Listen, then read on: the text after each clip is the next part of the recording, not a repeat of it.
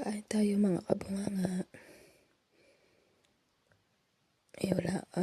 Wala akong boses, no? Ay, meron naman.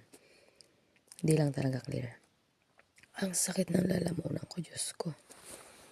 Ito yung inilalagnat ko.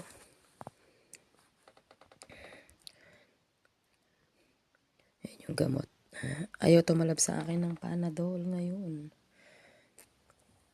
Hindi ko alam, di man nawawala yung lagnat ko. Tapos kape. Tapos kanina umaga, pinagluto ako ng payless na may itlog ng nanay ko. Nakalahati ko lang siya. Pero okay na yun.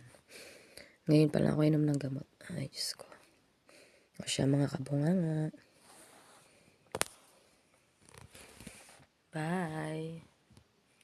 Keep warm po. Sabi ko bawal magkasakit. Ako naman nagkasakit.